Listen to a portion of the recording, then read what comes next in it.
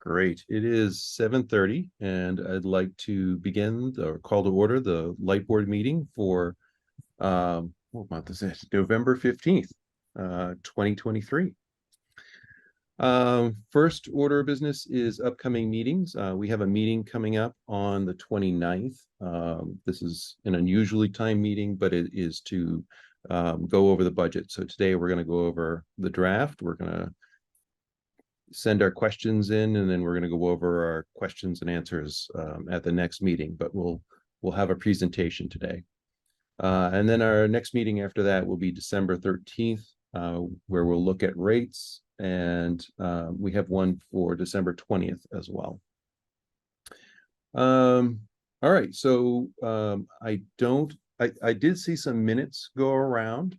They're not on the agenda, but Warren, do you feel that we have a set of minutes that we could review? Yeah, there are two sets of minutes, May 10th and June 14th, that have been circulated. I got a couple comments, people saying that they did not have changes with them. I'm hoping that we can vote on those two sets of minutes. Excellent.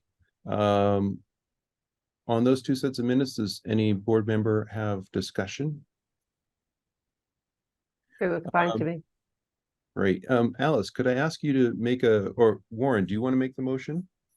Sure. I move that we approve the minutes for May 10th, 2023 and June 14th, 2023.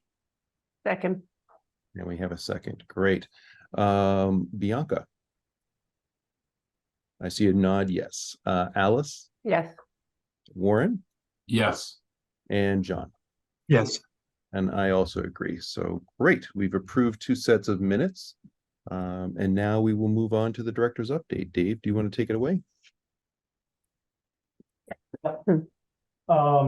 So smart metering project, happy to report that we kicked off our installation process. We targeted a specific area for a specific reason, and so we're working in that area, which is the Border Road area. We've completed Border Road, and in Yukon there's approximately 66 meters in there. They are communicating with the system, and that's gone pretty well. The metering team is going to move onto Hayward Mill Road, which is in the same area, and the adjacent streets. So we're going to finish that area first, and then you move over to Forest Ridge and Muse. We are going to have a follow-up meeting in maybe 2 weeks with the installation team, figure out what's working well and what isn't, and then see what adjustments we can make before we, ramp up the installation process. So, so far that's gone pretty well. We have had a couple scenarios where meter sockets were issues, meaning they were arcing, or the wood was rotted behind the meter socket. So we're handling those on a case by case. It is expected that we'll find some of these.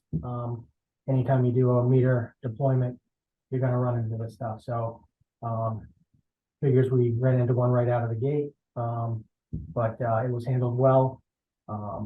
Internally, the team did an investigation, or after action, and I'm happy to report that the team handled the situation very well. So we have everything documented. At the landfill, I reported previously that the inverters are due for a replacement. That's still the case. We met with Kearsarge last week to talk about the options. The first option obviously is just to replace the inverters and move on. Kearsarge has proposed replacing the existing array and the existing footprint with new technology that would increase the output from 1.7 megawatts to 2.5. So a pretty nice increase if we went in that direction. We also asked them to take a look at the slope, and for those that have followed this project back from 2012, We were looking at it back then as well. It didn't happen, in 2012 for a number of different reasons, but, they feel as though they could get 1.55 megawatts on the slope, which is pretty significant. So their next steps are to set up a meeting with the DEP, which they're doing, and then we'll get back with them.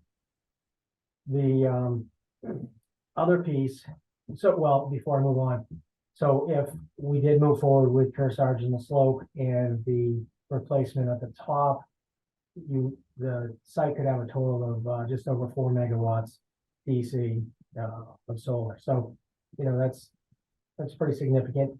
We haven't looked at it from the engineering side in terms of, what we would need to do here, but, we're in the early stages. So Joe and Jeff was involved in that meeting, so they know what's going on. We'll continue to work with Kearsarge and kind of figure out what the best option is. If we do decide to go with the replacement and or the slope, it would require a new PPA. Because they'd be looking for a full 20-year agreement. And the existing agreement is about halfway through. So if we decide just to replace the inverters, there's no need to adjust the purchase power agreement because it's just part of the process. So pretty exciting that there's some different options there that we're looking at. And there'll be more to come as we move forward. You probably saw, I hope, in my report that we've had some of the decorative streetlights vandalized / damaged. There was 5 on Commonwealth Ave, 1 on Kaiser Road, 10 on Main Street, 4 on Monument Square, 1 on Thoreau Street, and 3 on Walden Street. Essentially, there were signs glued and taped to the poles, and it appears that the glue was like an adhesive spray glue. So the police actually took the signs down, and we tried to remove the rest of the paper, and that's not going well. So we kind of stopped. We're looking for guidance from the manufacturer so that we don't damage them. The decorative poles, some of them have special paint, especially the ones in the downtown area.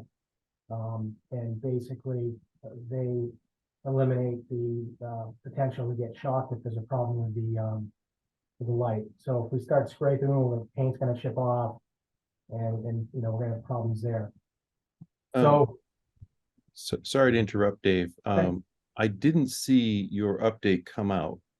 So I don't know if it made it through to actually be emailed to the board. So when you do your update, know that we haven't had a chance to read this. Okay. That's Same good with to know. Jason. Yeah. Okay, so I'll get it resent after, so you guys can read through it. The level 3 DC fast charger that's going at Rideout. The crews have made progress out there. The conduit installation is complete. The next steps are to install a transformer pad and the charger pads.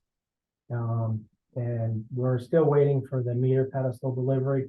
That's the piece that we couldn't get by the original date, and why we requested an extension, which we were given. The team's contacting the vendor for an update, and hopefully we'll get one of those soon. Bianca, do you have a question? Yeah, so that's quite a lot of, I didn't see the update, but quite a lot of lewd messages on all the lighting. Was it directed to CMLP, or what was the nature of the message? No, it had more to do with, I didn't see it personally, but it had more to do with the Israel situation. So I don't know exactly what it said, but that's what was reported. Okay, all right, thank you. Yep. New England Deaconess, you might recall that we've had some outages there over the last year or two. Very similar to the hospital situation back in 2012. where we got the hospital to finally replace the gear that they own and give us an easement. Yesterday, we had a meeting with them, to kind of go through the situation. It was a very positive meeting. They assumed we own the switchgear, all of that, which is very common because we operate it. But we don't have any capital records of owning it. And, it's over 30 years old, so, we're working with them and, hopefully we can get it, upgraded and then, they can give us an easement. We'll take over ownership and maintenance. With that said, we are gonna schedule, maintenance for March, April timeframe. Where we'll have, our contractor come in and inspect and do some maintenance on that gear. You know, it's important because our team does operate it.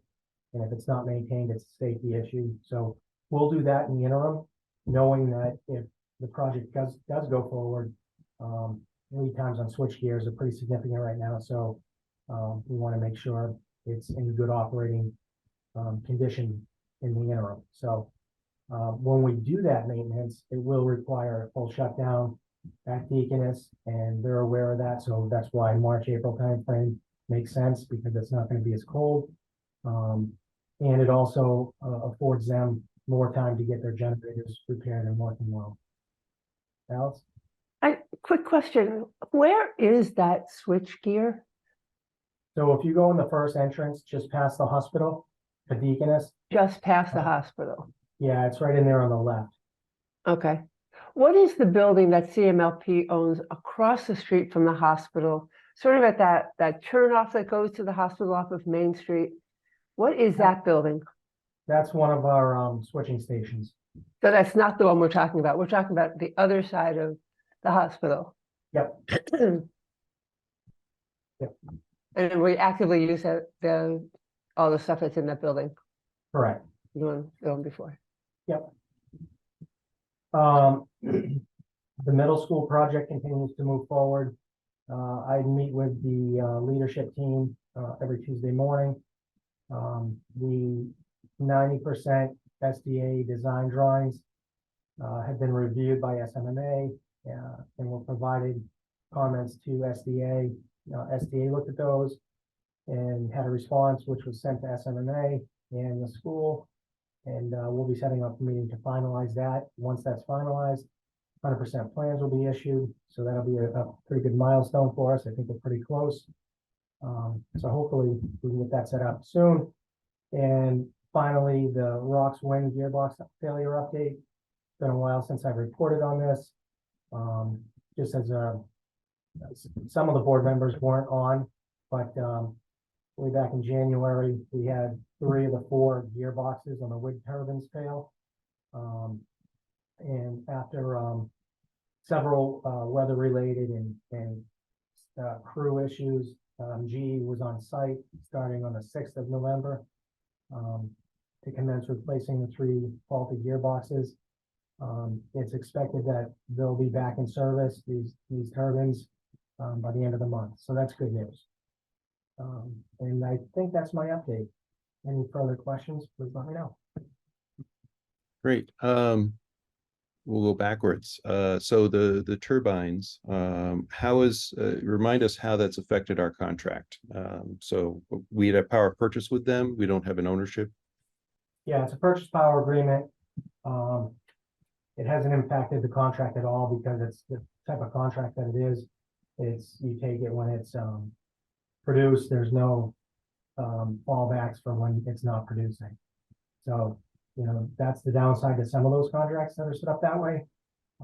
But they have an interest in getting the things repaired as quickly as possible because we're not paying them anything, and you know, we're not getting anything. So. And the term on that contract, this has been down for a while. So will there be an option to extend those terms or other such? Is that something we can expect? Yeah, with any of the wind contracts that we have, when they get close to the end, there's always a discussion about renewing. And I would expect the same thing on this one. The renewal on this is not anytime soon. You know, we'd be talking about the spruce saddleback those ones first. But yeah, from our standpoint, there will be an interest, in renewing, especially knowing that there's limited resources out there that are green right now, so. On the level 3 at Rideout, do you have an ETA on when you think that that site might be functional for Yeah, using? so we're waiting to hear back from the manufacturer of the pedestal for the metering. Our goal is to have it done by the end of December. That's when our extension is. I'm hoping not to have to file another extension. So that's the goal. And, Okay, Joe has set up the work so that the crew is out there doing pre-work so that when that comes in, we're not starting the project from scratch. Because if we were to do that, one, we wouldn't get it, there would be no chance of completing it by the end of the year. And two, the ground could be frozen and, it'd be difficult to dig, so. and does the board need to design a rate to go along with the station, because our current rates are level 2? So we should expect that sometime in January or in December? Maybe the second meeting in December. Laura and I need to talk about that. Yeah, The engineering team's gonna need to know what the rates are to program it. I don't want to get too involved in it only because we haven't had a good debriefing, but I think we're gonna do, some sort of, peak pricing because, if someone charges that during the peak, it's gonna be very expensive. So I think that's to be expected. But like I said, Laura and I haven't spent time on it yet, so okay. that's coming. I got a good number of questions, so I'm gonna go a little quick here. On the landfill, I'd love to have that come back to this board to talk more when you know more about the slope and other details. I'd also like to ask that you talk to Kearsarge about energy storage. We saw with the WR Gray site that made one bus on our substation go really low. This is on one feeder line way away from our substation, and it's going to be almost the same size. So I would expect in general, you haven't done your engineering yet, but I'd like to talk about energy storage. So that's a good point, Brian, that I missed. In the proposal, there is a 5 megawatt battery included. So working through those details, it's going to be, if we go in that direction, it's going to be more of we control when the battery charges and discharges. Excellent. The first time they proposed a battery for the gray site, they wanted to, play in the market with the battery, which is what we weren't interested in. And so this one is more of under our control. So Okay. more to come on it for sure. Like I said, we haven't got pricing or anything like that, but going through the preliminary process. Yeah, I just wanted to make sure that storage was on the radar, and it sounds like It is.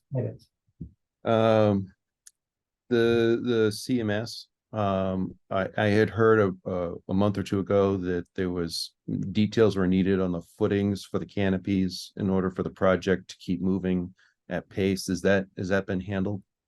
Yeah, we're still working through a lot of those issues. There's a number of things that are needed. They need the footprint for the switchgear, which our consultants are waiting to hear back from the vendors. So there's a couple of hiccups along the way, which is exactly what I expected. Yeah. And we're working through them. So that's why it's important that I attend those weekly meetings with the leadership team, because they're working through a number of issues. And with the switchgear, this was way back when we brought a town meeting. You were working with the consultants to look at if it could island or not island. What was the result of the consultant's design? Would it be able to do the storage, the solar, and the building separate from the distribution system with the switch? That's what we've asked for. Okay, so still no definitive answer, but this depends on equipment availability, not so much design. It requires design and availability. We do expect that the availability of the switchgear itself is going to be right up against, if not after, they want to move in. So we Okay. out some ideas on how we'll temporarily handle the situation. And they're aware of that as well. Final question. The project needs to go to bid, the CMS project. When do you think the bid documents will be ready? So there's two pieces to that. There's the component of the details that go with the array and the battery. SDA is working on that, and then they're going to give that to us, and we're going to fold that into our normal RFP process. So it's a priority for us. We need to get it out there sooner than later. And so as soon as we get that stuff, the goal is to finalize it, send it through finance and get it out in the street. But I don't have a date yet. Okay. All right. Thank you. Sorry for all the questions, but it's a good update. Very helpful. Any other questions from the board before I move on to Jason? I don't see any. So, Jason, would you like to provide your broadband update? Absolutely. And I apologize for the updates not going out. That was my fault. I will get those out to everybody later. So I just want to mention recruitment is plugging along for our network engineer position. We do have a candidate that we're vetting and checking references on, and hopefully at our next update, we have some good news regarding that position. New installations are continuing at a good pace. I was just taking a look at some of our new tiers that were offered as of January of this year, and we've got about 2.5% of our customers have moved on to those or signed up at those new tiers. And our revenue today versus December of last year is up about $6,600 per month, both because of new customers and moving to these higher tiers. And we're continuing to crunch the numbers on that. And so far, we've not had to change capacity or add any new equipment as a result of these things. So that's good news. That's money that can be reinvested in the infrastructure and expanding access to more people. I wanted to update on the Novo 40B project. I've been working with the town planner and the deputy town manager on making sure that the ZBA has everything that they need to make sure that in whatever conditions they put on that project includes adequate infrastructure for us to not only get into the building, but also to service every residence. In the past, that has not always happened. And so we've always had to play catch up. But in this case, we're positioned well to make sure that we have conduit and access to every residence, as well as some network space in the building. With that many residences, it would be a lot more cost effective and easier to serve those customers if we can co-locate some equipment in that actual building to serve that group of people, as opposed to running many fibers over there that we might have to run for a few miles. So that is going well. And then there is another 40B submission, so we'll make sure that we do the same for that as that moves forward. I wanted to provide an update on some maintenance windows that have been scheduled, including one this morning that went well. So in October, we had an incident where there was an impact on customer traffic. And as with any incident, we do sort of an after action report, and we'll be publishing that on the website. We took a little bit longer for this one because it was really complex, and we're trying to explain something with a lot of nuance and complexity to people.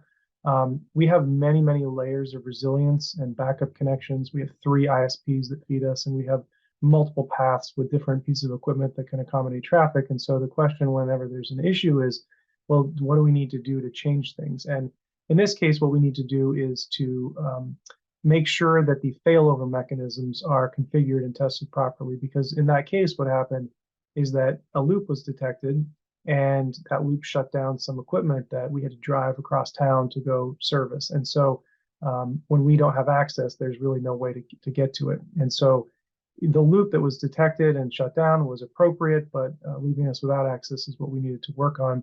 We found that the town's management network was sort of used for both broadband equipment and town equipment. And while we have made attempts in the last couple of years to decouple the town infrastructure and the broadband infrastructure, they were still connected in that way. So what we've done and completed as of today at about 7 a.m.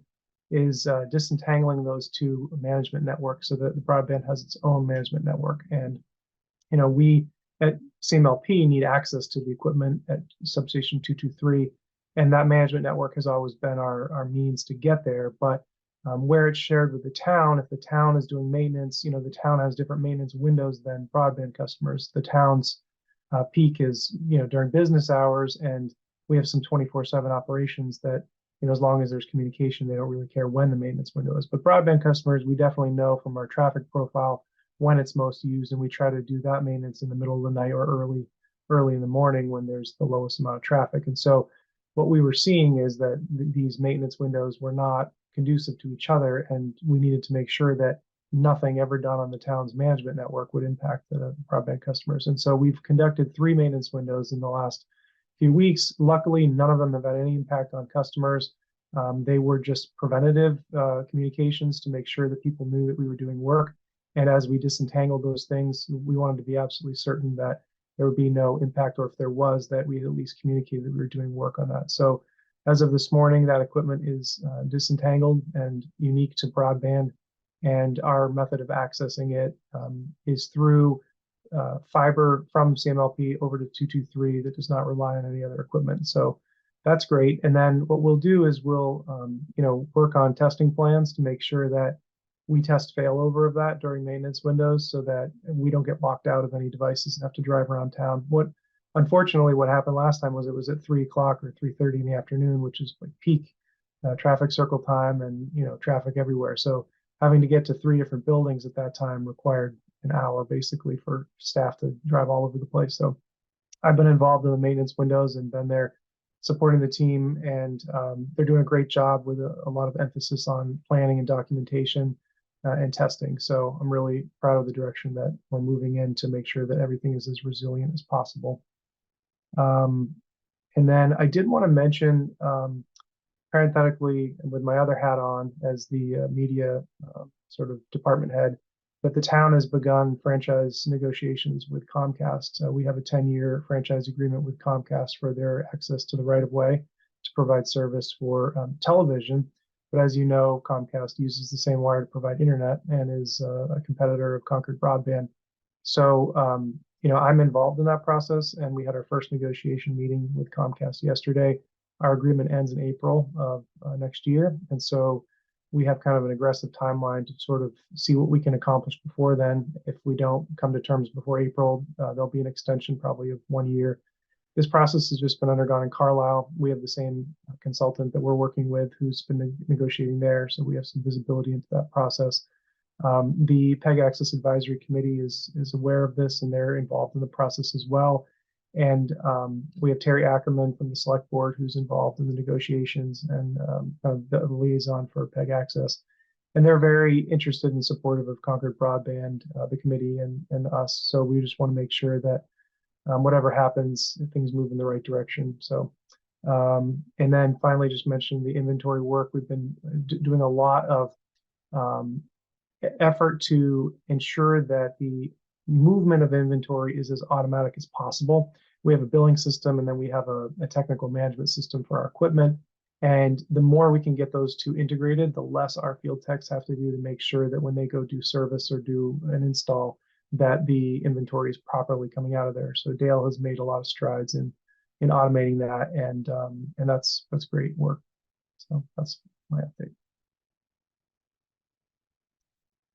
Great, thank you, Jason. Warren. Yeah, Jason, I wanted to ask you about the Comcast contract with Carlisle. You said they've gone through the negotiations already. I'm curious, did their new contract end up with higher payments or lower payments than the previous contract? Do you know? Their agreement has not been approved by the select board, so it's not public, but Comcast and our negotiator have seen it, so we kind of have high level. I don't know the actual money thing. A big question that's coming out right now is as services are offloaded from cable TV as it's defined and over the internet or over the top services, those are not subject to a franchise fee. And so I think there's a motivation from a lot of communities to enshrine the negotiating power and reserving their rights to the right of way for whatever use that morphs into. And so that's been kind of the biggest push that we've seen lately, is finding ways to capture the streaming revenue and also ensure that the franchise fees don't continue to drop. I think that in terms of the percentage that they get, it's probably going to be similar to what they got before. And Concord, likewise, we're sitting at 4.8% with a 5% maximum. And it's probably likely going to be between 4.8 and 5%. But the question is, that's a percentage of gross revenue. And so if Comcast revenues are dropping, then our revenue is dropping as well. In the last 2 years, we've actually seen a modest increase on their revenue, despite losing about 200 to 300 customers a year. And that is just because of their pricing and what other services that people are adding on to their bundles. Good, thank you. And just, I want to clarify, so the percentage is based on the cable TV revenue. It is not based on the ISP revenue. Correct. Yep. Okay, So Comcast has a lot of different services, and it only applies to cable TV revenue. let me see. Alice. So in keeping with this conversation and the negotiations for the new contract, I'm curious, have we ever done an analysis or understand our customer base for cable TV? I don't know that, I mean, I know we all use internet provided services like Zoom. I'm curious Right. how much of our population in town actually access the cable television programs that are offered. Yeah, so we do know Comcast has to pay the town 50 cents per subscriber once a year. And so that means we know exactly, at least at that one time, how many subscribers that they have. And it seems to be sitting around 4,500 subscribers in Concord, which is a relatively high penetration rate for some other communities around, much higher percentage than Cambridge or Malden or some other areas that we've been looking at that have had recent agreements negotiated with Comcast. But yeah, so we know that number. But we don't know how many people are actually going on and watching TV, cable television programming. Right, exactly. And we don't get those metrics. As part of the negotiation, Comcast does do their own survey. We have done a survey and some focus groups as well. So we'll be kind of pooling all of that data. And then throughout the process, that will become public records and be shared on the website and everything. Okay, thanks. Excellent. And thank you for the disentanglement. I know that is going to make things a lot easier to fix in the future. Absolutely. All right, we're going to move on to the next agenda topic, which is the operating forecast. Dave, how would you like to proceed? Yeah, so I'm just gonna give a quick little overview, and then Matt's gonna share the presentation. What we're gonna do here is go through the draft operating forecast for 2024. And when Matt's done, Laura's gonna go through the revenue requirements, which kind of tie in with the budget and rates. They're all intertwined, so a little different. The goal here is to go through the draft and the revenue requirements with the board, and to give the board 2 weeks before the next meeting to ask any questions, request any changes, that sort of thing. And then we'll bring it back to the board at the second meeting in November, looking for the board to vote on the budget itself. So with that, Matt, you want to take it away? Sure.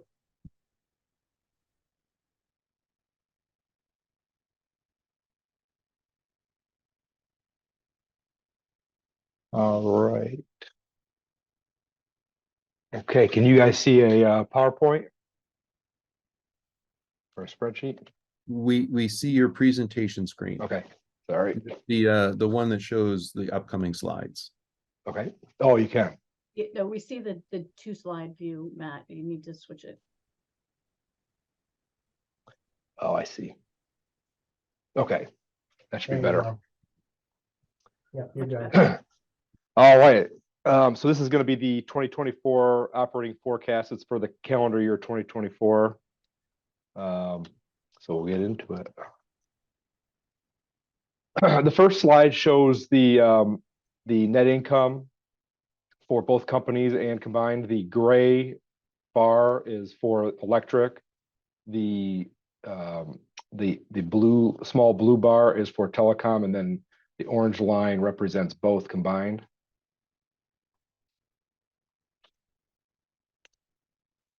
This next slide shows the personnel summary. At the top portion of it shows FTEs, and then the bottom shows the dollars related to those FTEs. The 2019 through 2023 are actuals, and then 2024 is shown as if we were fully staffed. There are 4 positions that are currently not filled that are in here. 2 grade 1 line workers, a network engineer, which we're hopefully close to filling, and a position that has not been determined what exactly it's going to be, but some sort of admin position for the future.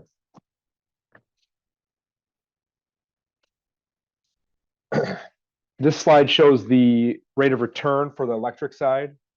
The most important one is the orange line. This shows the DPU formula where we calculate our rate of return. We are capped at 8% return, but our target is generally between 2 and 3%. 2023, we're projecting a 4% return, and then 2024, our current numbers show a little bit over 3% return. So it's a little bit higher than our target, but it's not too far off.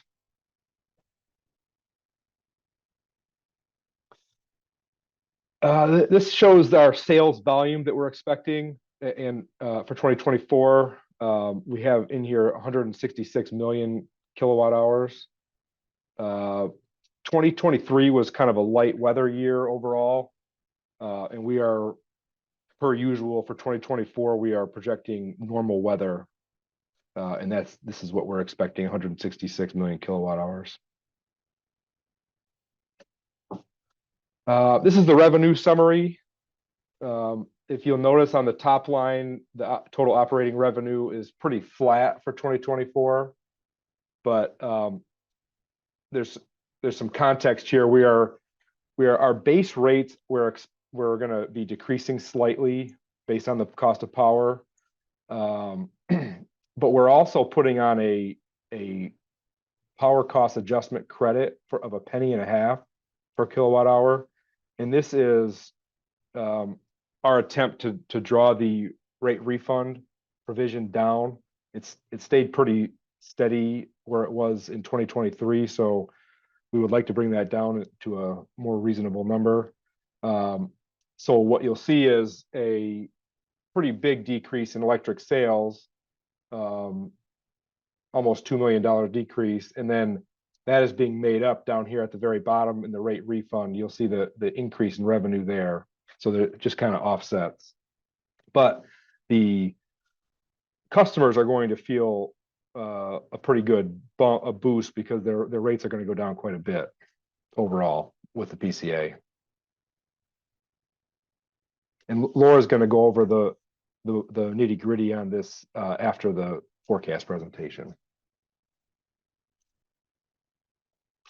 Continuing on the revenue summary, the only thing I wanted to show here that's of interest is the interest income. Obviously, in 2023, we saw a pretty big jump, and that's just based on interest rates and overall how the market is working as far as low risk investments. Matt, would you like to take questions from the board at the end of the presentation or during? Whenever it's up. I was going to leave it up to your discretion. I don't mind stopping. Then let Bianca ask her question. Sure. Oh, hi, thank you. You mentioned BCA. I'm not familiar with some of the acronyms. I wanted to know what BCA stands for, and if there's anywhere on this, which I didn't find so far, what the rate is, what the kilowatt rates are. You said that customers would be feeling a boost, but I don't. Where would I find that? So Laura's going to show that in more detail at the end. You're going to see you'll see a lot of rates coming up after this. The PCA is the power cost adjustment. So,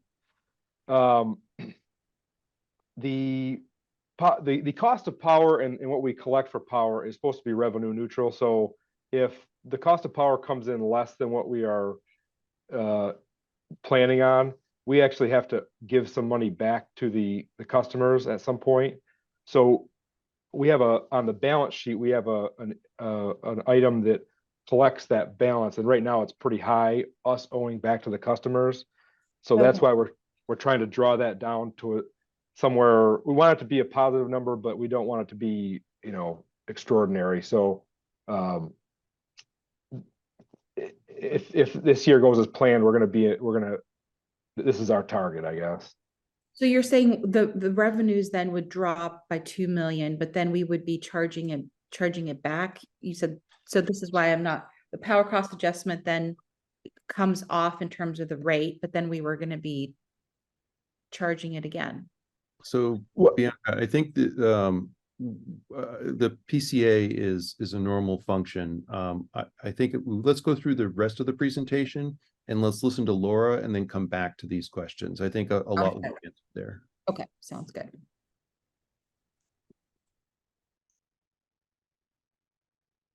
All right. I'm going to let Laura take over here about cost of purchase power, but I did want to mention that the forecast that was sent out last week, this slide is not updated. So for the November 29th meeting, we will get an updated version for this slide, but I'll let Laura take over here. Thank you, Matt.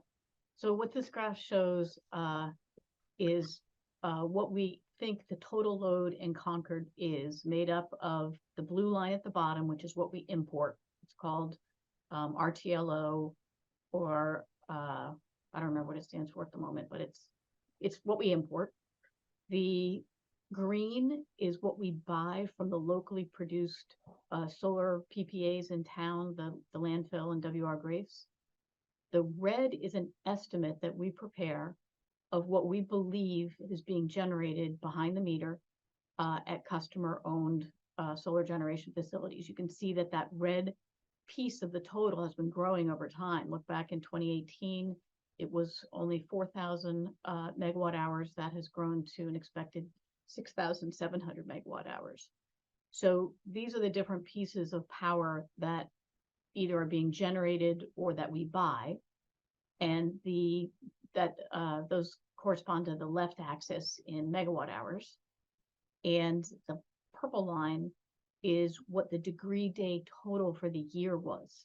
So a high degree day like in 2018, where there were 6,402 degree days, you would expect load to be higher in years where you have higher degree days. It means it's either colder or hotter than normal. So as Matt said, in 2023, look how low on a relative basis these degree days are, only 5,478. The average for a year is 6,137. So as Matt said, we will forecast an average year in 2024. And based on that average, we believe that total purchases will amount to about 178,489 megawatt hours. Is there anything else I wanted to tell you here?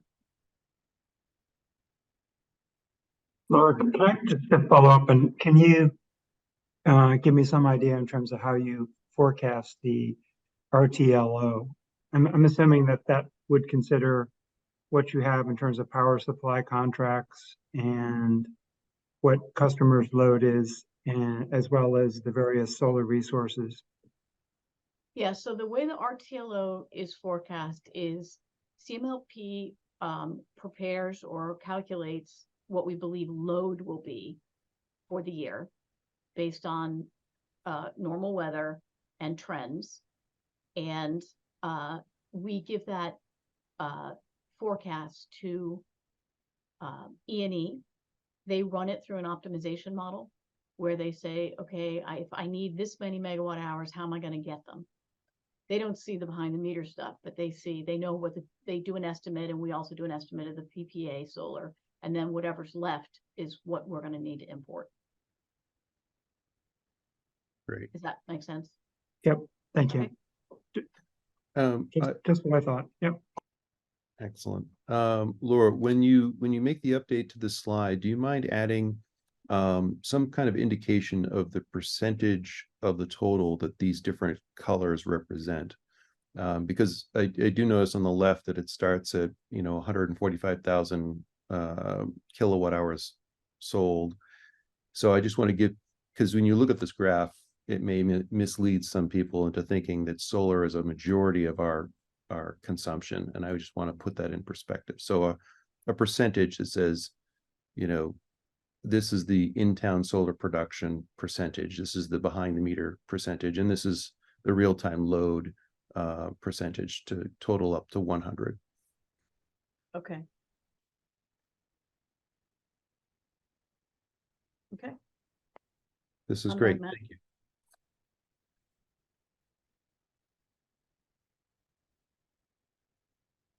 All right, Matt, I think you're on to your next 32. Okay, so this is another purchase power slide. This shows the categories behind each one. The gray representing energy, this kind of pink purple is capacity, green transmission, yellow is fixed, and the blue at the top is RECs. You will notice a decrease here in RECs, and we'll talk about this in a slide in a second. We're expecting, because of our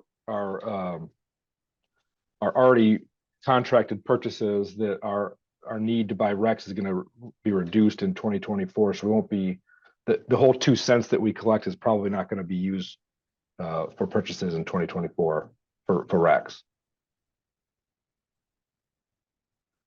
Matt, can you explain what the fixed component is? I mean, obviously the others are obvious, but I'm just wondering what the fixed might reflect.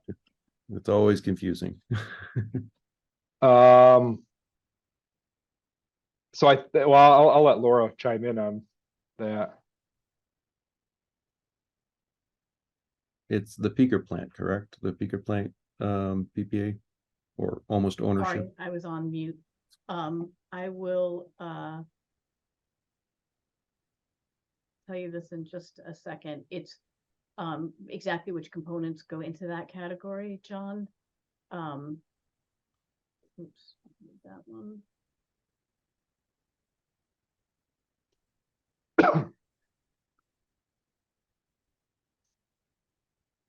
Sorry, I didn't have that open.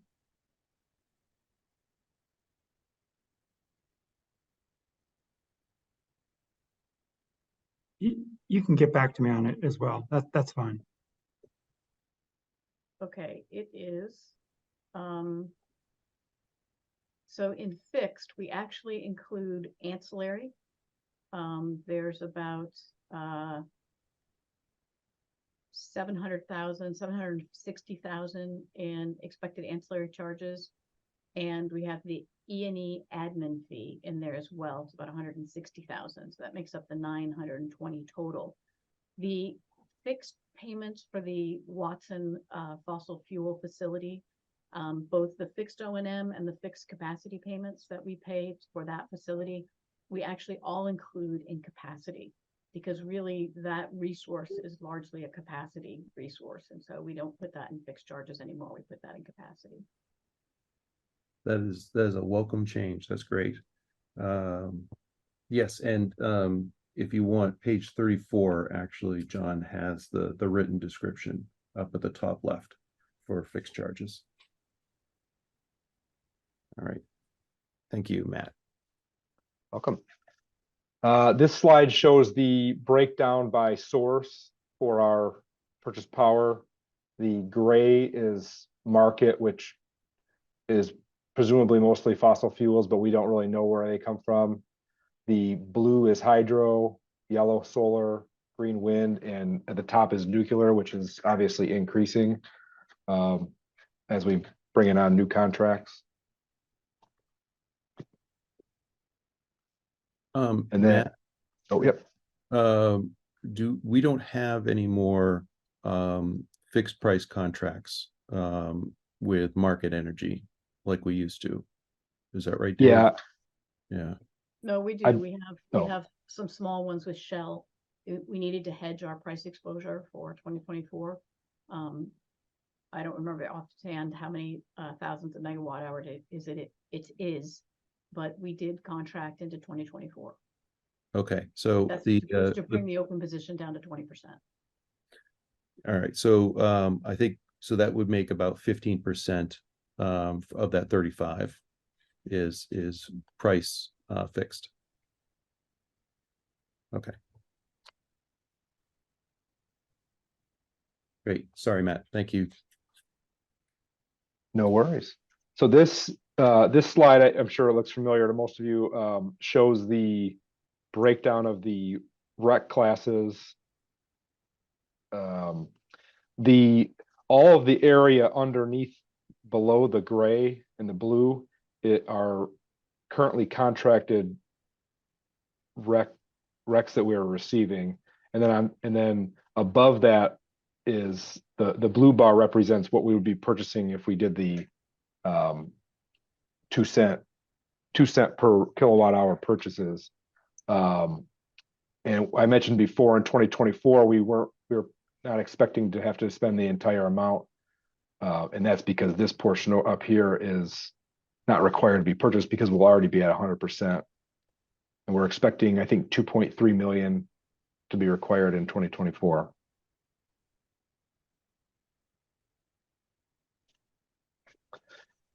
Moving on to O&M costs. We are expecting the trend of increasing O&M costs to continue in 2024, and we'll go through the details right here. The only item on this slide that I thought was noteworthy is the tree trimming. Starting in 2023, our tree trimmers are required to pay prevailing wages, which then increases the cost for us. So that this is a increased cost that we're going to see every year. We're currently on a 3-year cycle with a one year off cycle. So in 2025, we'll also see a similar expense, and then it'll drop off for a year in 2026.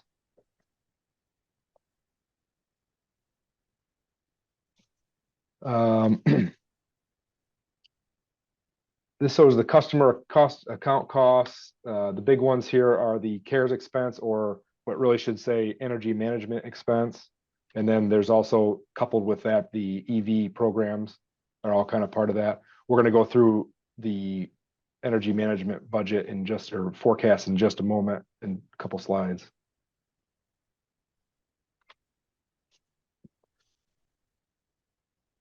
This is the rest of the O&M. Obviously the big ones are the administrative and general salaries.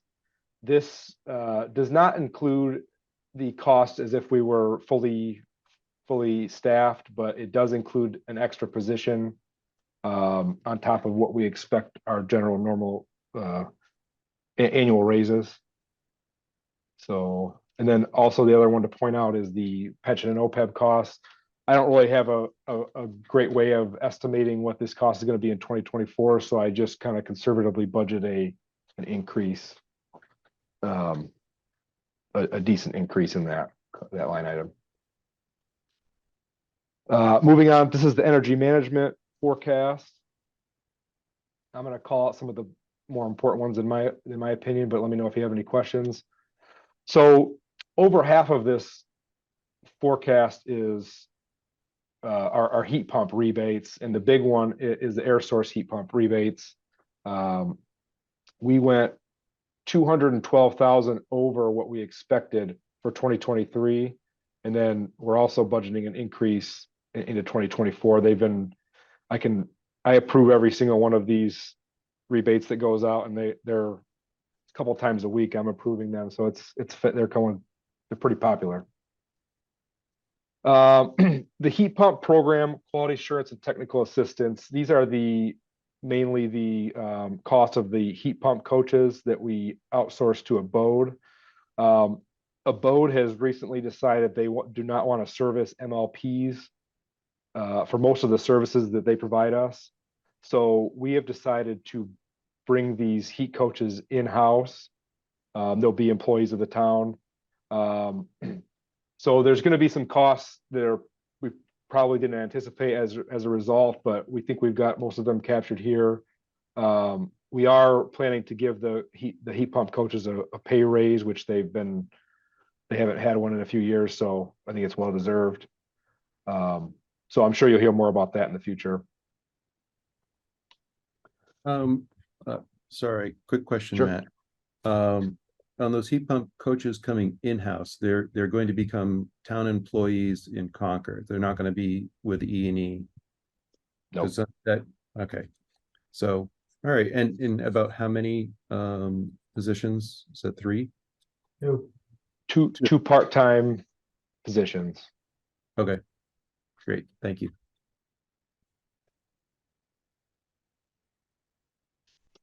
The Drive EV program, we did pretty well there. It went quite a bit over what we expected for 2023, and then we're budgeting a pretty good increase into 2024 with the popularity of EVs on the rise.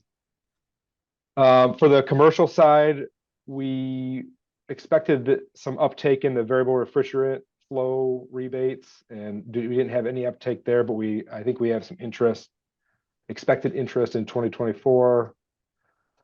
We also didn't have any uptake on the EV charging, commercial EV charging, but we think there'll be some interest there.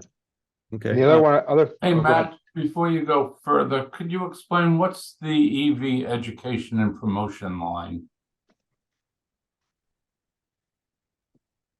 I honestly don't know. Dave, could you chime in on that?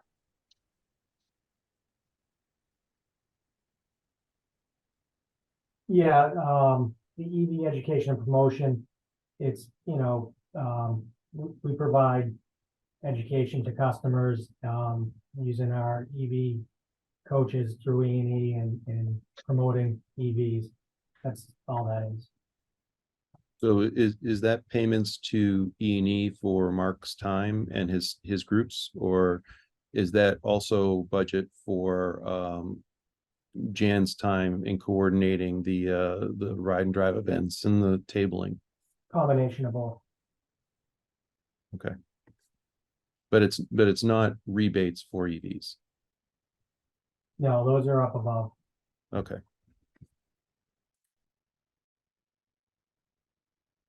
The last item I want to talk about here is this online jot form fee.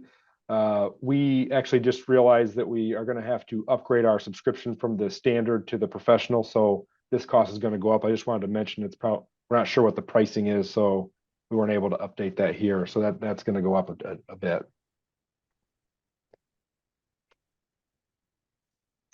This slide shows the net change in plant value. So the green bar represents plant additions, and in 2023, the majority of this jump is due to the smart meter project that we're going through right now. And then the 2024 is an even bigger jump, and that is due to the middle school and a continuation of this meter project. And Matt, plant value is a determination of the asset value. So it's the physical things that we own and operate and their residual value. So yes, correct. But this slide essentially shows the historical cost only. It doesn't take into account depreciation. Okay. So it's just the addition that what we added to the system, and then the value that we took off, that we're expecting to take off, essentially. Okay.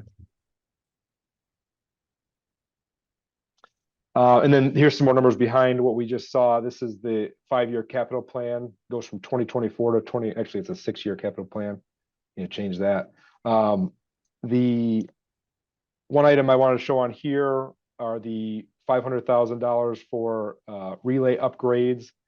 This is so that we can become a metering domain, which means we can send power back to the outside of the town when we have too much of it. And there's another line item on the next slide that's going to show the same thing. So the first one here is solar generation. This is all related to the middle school project. We are currently expecting 500,000 in ARPA funding, and then there's also we're also getting started with these tax credit programs related to the IRA grant. So we should be we're hoping to receive some more funding related to this project.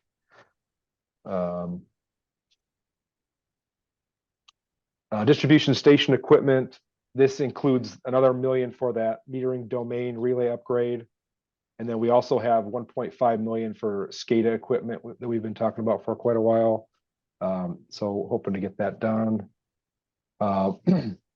Energy storage equipment. This is going to include the 2.6 million for the middle school battery and 4 million for another battery in town, which we don't really have any details on, but we're projecting that we might have to do that. Overhead conductors. This includes 350,000 for reconductoring the Strawberry Hill Road area, and then 60,000 for some system protection devices in 2024. Underground conductors, a big chunk of this is 2.7 million for completing the underground conversion projects where we already have conduit in the ground. And then we've got about 100,000 for Cambridge Turnpike in 2024 to wrap that project up. And then another 200,000 in 26 for Main Street at Forest Ridge, some replacing some wires there. And then Warren has a quick question for you, Matt. Sorry, Sure. back on the energy storage equipment. And this is maybe premature, but if the landfill were to include energy storage, presumably that would not be a light plant capital expense that would be paid for the contractor. Would that reduce our need to do energy storage here, or would we still envision doing this same amount of energy storage? So under the current proposal, the storage at the landfill would be through a PPA, a purchase power agreement. It is not on the saturated bus, so there is still a need to look at battery storage here. So we So the still need battery- to- So really be for the WR Grace property is what you're looking at. yeah, that's one location that it would work at. But, yeah. Okay, thank you. Matt, I'll ask another question. So Sure. metering, the metering domain, this is the engineering for the substation to allow for reverse flow of Correct. electrons back to Acton. Does any of this go beyond the reworking of the substation to be able to flow backwards to costs related to the metering domain that might be any other non-hardware fees? Is this just hardware? This is just hardware, correct? Okay. And the total cost of that, because you got it in multiple categories. So Dave, what do you think it's going to be about 2 million? Tough to say until we get an estimate from our contractor on the changes that are needed, and once we also need to get a design completed from consultant. So it's a little bit of work. So I right, don't well- have a good number on that yet. More details in the future. Okay, In these numbers, we have 1.5 million. okay. Great, thank you. Sorry to keep the stalling. worries. All right, Matt, any other things you'd like to point out?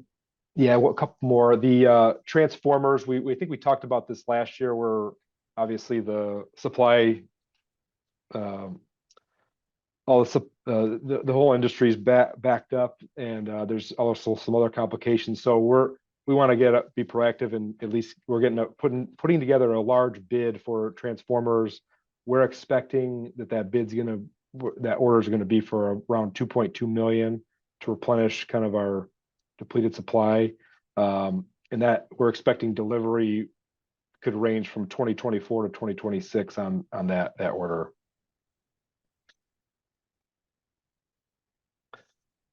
Meters, this is just the back end of the smart meter project that you see in 2024, and then it'll level out and be pretty plateau, very small amounts. And then I think the last item I have here is transportation equipment. Because of the tax credit program that I spoke about earlier with the middle school, we're planning to replace 3 passenger vehicles with EVs because we can get a pretty good chunk of change without really having to do anything from the government. We are also replacing the chassis for truck 8. We're going to keep all of the components that are above the chassis and just put it on the new chassis. And we're planning to have that done in 2024. And then in 2025, we're replacing a digger derrick, which is what you see, that big cost there. Go ahead. I have another question for Dave. So we're replacing the chassis in one of these trucks, and the last truck that we replaced was 30 years old.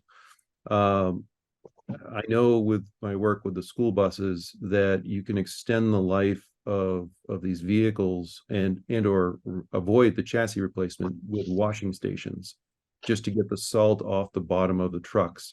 It does a lot to reduce the real rust that ends up killing these vehicles. Just as an idea, a wash station for the town, for town vehicles, that it's something I'd like to talk to you more about, because I know the schools could use it, but the depot can't facilitate it because of the EPA Superfund sites. So finding a place in town, do you think there'd be value in cleaning the bottom of these vehicles every week to extend their life? So our vehicles get cleaned regularly in the shop. We have a wash area. When we originally designed the building, we did have a wash station designed in, but it was going to add, this is back in '98, $1 million to the project, and we didn't have that, so we eliminated. But the vehicles are washed regularly, and that's why we get a good life expectancy out of them, whereas some other departments are only getting 10 years out of trucks. We're getting usually 20, sometimes more. The digger derrick that Matt mentioned is a 2001, so we're getting a life expectancy, and it's because the guys in the upkeep that they do with them. So would it be easier with a wash bay? Absolutely, but yeah, but you found a way to make it work and to get the life out of these vehicles without the $1 million expense. It's great. Okay, moving on. This is the debt, represents the debt piece. The kind of muted colors down here represents our existing debt. And then on top of that, you'll see the more brighter colors. These are planned debt. The purple section is the smart meter borrowing. The green section is middle school solar, and then this yellow portion on top is should say middle school battery. I neglected to update that, so but that's all part of the middle school project.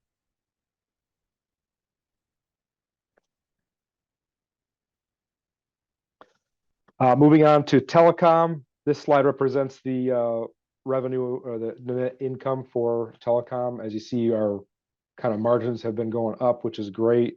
I think it's going to be set us up for success going into the future. This slide shows the main revenues for telecom. The blue represents residential and orange represents commercial. The residential is a little over 1.4 million and the commercial is 218,000. Which we'll see right here. This is a more detail on the total revenues. The residential represents a 7% increase and commercial is a 1%. Based on what Jason said in his update, this the residential increase might actually be a little bit low. So we'll see what happens next year. This represents the O&M cost for telecom. Again, a slight increase over the prior year. I don't think I have anything to talk about here.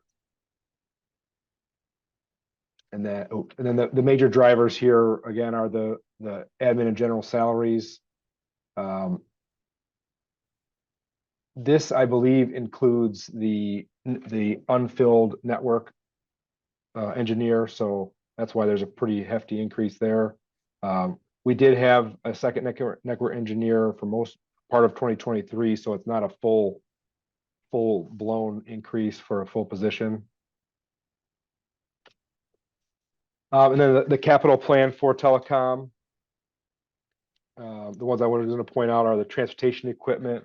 We're planning to replace a new splice truck in 2025, or not replace, purchase a new splice truck in 2025. And then off in 2028, we're planning to replace a van that we currently have. And then communication equipment. We have some equipment at the substations that we want to replace. This includes 10G ponds. And then in 2029, we are planning to replace some routers and switches in our server room. And then the last pieces for telecom is the debt. This slide shows our existing debt. It all comes off in 2029. And then I'm going to move to the next slide because the next slide shows the same data, but it also includes the 1.9 million electric loan that's being paid back. I think, as I said before, I think, we're definitely going to be good for 2024, 2025. But once we start planning for 2026, we need to maybe see if this is feasible, going to be feasible for them to do in the future. But we'll tackle that when we get there. So that is all I had. Any questions? Further questions? I think we did a good job asking as we went through. I think this is good. We'll be back here on the 29th to kind of get answers to some of the questions, which the board can still email Dave or I or directly to Matt with questions that they come up with.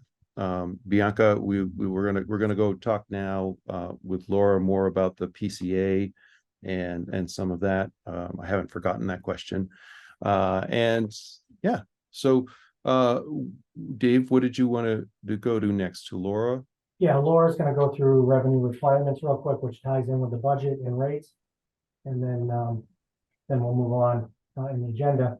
But just to reiterate what Brian said, if you have questions or clarifications or would like to see something change, please email me and I'll coordinate with the team here and coordinate with Brian on how we move forward. But yeah, okay, that's it. Laura, you want to take it away? Yes, so let's see if I can. Okay, do you see a large version of the PowerPoint? Yes, we do. Okay, so what I want to do here is based on the revenue requirements and costs that you just saw or just heard Matt go over. I'd like to show you what kind of impact that would have on rates for those new costs. So based on the budget, the revenue requirement for 2024 is 33.7 million. And what is shown here are two different allocation of that 33.7 to the different rate classes on the bottom. You see residential and controlled hot water, large general service, medium, etc. Those are each of our rate classes. The orange bars represent what the cost of service study model spits out as these groups' contribution to those costs. So in other words, the residential customers, the residential rates should be collecting 17.5 million to cover their cost of service. The large general service should be collecting 8.3, the medium 4.2, the small 2.8. Many of the other rate classes are very small revenue numbers, and it's difficult to see on the chart, but there are some data labels up top. So the orange is what the model says each class should pay. The green is what we've historically allocated to the costs, to the rate classes. And you can see that we've historically had residential pay less than their cost of service. And we've historically had the large general and medium general pay more than their cost of service. Are there any questions on that before I move on? No questions, but I do want to state that this is common in utility rate structures. Yes, Okay. it is. Okay, so now what we're going to look at is the rates we've developed. We've developed them for two different scenarios. One is rates that would collect each rate class's revenue requirement. Those are those orange bars. And the second set of rates that we will show you would collect each rate class's allocated costs, the green columns, which is what we do today. We do the green today, but the orange is the cost of service. Okay, we're going to look at a lot of rates, but I've at least color coded them. So the way to read this, let's start in the upper left-hand corner with R1 rates. The tier 1 R1 rate today for 2023 is 19.12 cents per kilowatt hour.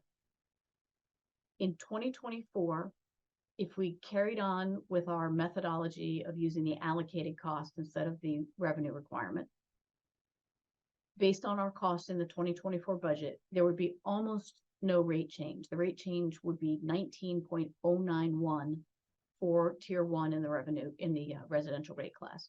So what we're saying to you is that with the cost in 2024 has almost no impact on rates. They're going down actually just a tiny bit. Now, the customers are going to feel a much bigger decrease because when we include this penny-and-a-half PCA that Matt has proposed, the effective rate for tier 1 to residential customers would be 17.6 cents. So they'll feel a big decrease in their bills, which is great. And this is essentially money that was over collected in the past. We thought we'd pay more for power than we did. So we owe it back to the customers, and now we're giving some of it back. So they paid more than they needed to in a prior year. They're going to get some of it back this year. Now, off to the right of that are what rates would be if instead of collecting the allocated cost, we collected the revenue requirement. So you can see residential rates would be closer to 21.2 cents without the PCA. They would look like only 19.7 cents with the PCA, which is not all that much different from the current rate. But this PCA, the penny 50 we're proposing to give back, we only have enough money to do that for a year.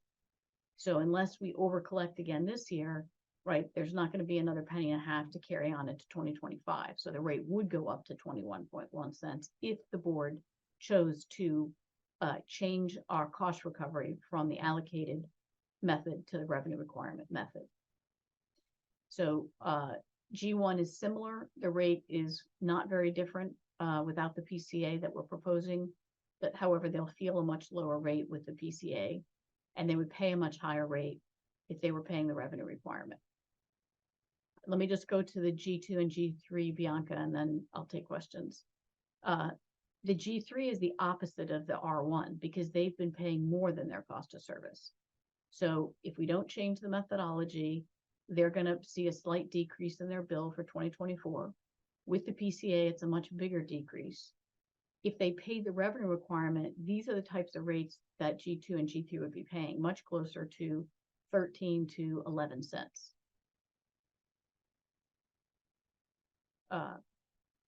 Brian, do you want to call on Bianca? Yes, yeah. I have some questions too, but Bianca, go ahead. Oh, I think you're muted. Thank you. This is great. So the R1 tier 1 rates, those are the residential. And what is residential 1 tier 1? What can you explain what these codes are? Because I'm not familiar with them. Okay, so our residential rate is what is called an inclining block rate, which means that we charge a certain rate for the first 657 kilowatt hours. We charge a Okay. slightly higher rate for the next 178. And then we charge a third highest rate for everything over 835 kilowatt hours per month. So that people who don't use very much pay a lower unit fee than people who use more. Okay. And the R1 tier 1 refers to the 657, Yes, and the G1 would refer to the 178. no, G1 is a commercial rate. The R1 covers residential customers. Okay. G1 is general service, small Okay. general service customers. So their demand is less than 20 kilowatts. They look a lot like a residential customer in terms of their usage. There's no demand fee on those, but they are commercial. So they're for small banks and other non-residential uses. G2 are bigger commercial customers, bigger general service customers. Their demand is between 20 and 200 kilowatts. And then G3 is for the big guys that use more than 200 kilowatts. Okay. Okay. Thank Yep. you. So my question is, we know that we're going to default time of use in the future. And we also know that we have a decent debt load from other projects as well, from CMS and so forth. This penny and a half, is it better utilized to reduce debt or to prepare for a buffer for the transition to time of use? It can only be used in power supply drying. Right. So we can't pay down debt with it. That's Oh. but we can. Are we under a legal obligation for a certain time frame? We couldn't extend this into 2025 when we do default time of use and need to buffer rates for, the unknown unknowns. I think best practices are to do it now because we have over collected. Okay. Our supply being revenue neutral, we should be giving it back and getting that fund back down to more of a neutral area. Yeah. And that's what we're proposing to do it this year. Okay. Yeah, and I agree with that standpoint of, keeping the credits close to the time at which it was over collected. That logically tracks with me. I just see that we're going to lower rates for this year and then go back to standard rates, and we're going to introduce a new rate structure. I worry that the customer is going to think the new rate structure is the reason that rates went up from 24 to 25, but it's the removal of this PCA. That means we have a job to do in terms of communications with our customers. Yeah, we also have to get the customers to listen. Yes, you're absolutely right, Alice. But it does make that a bit more difficult in an already difficult transition. Okay, now with looking at these rates, I want to ask Laura. I know that our rates on the residential comparison from with other MLPs, we tend to be in the upper area.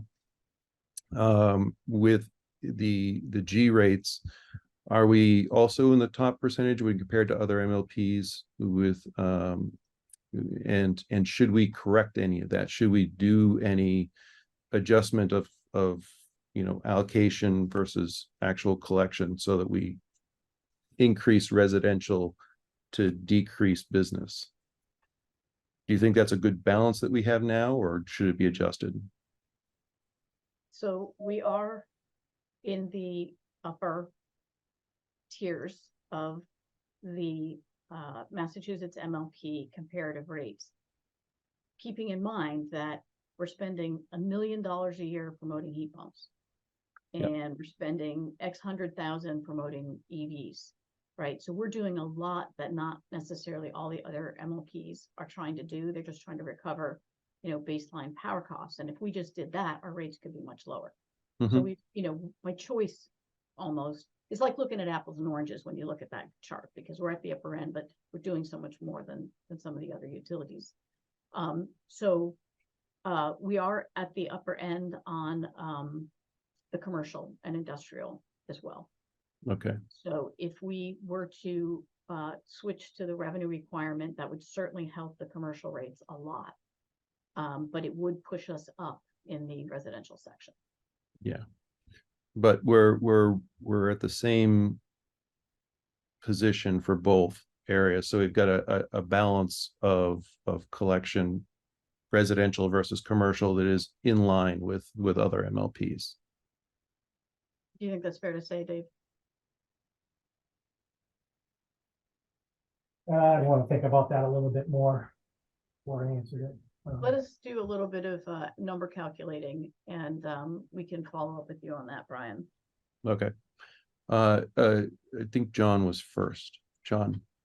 Yeah, I just feel like as a board, it's appropriate for us to have a conversation regarding the fact that it appears that residential customers are being subsidized by commercial customers.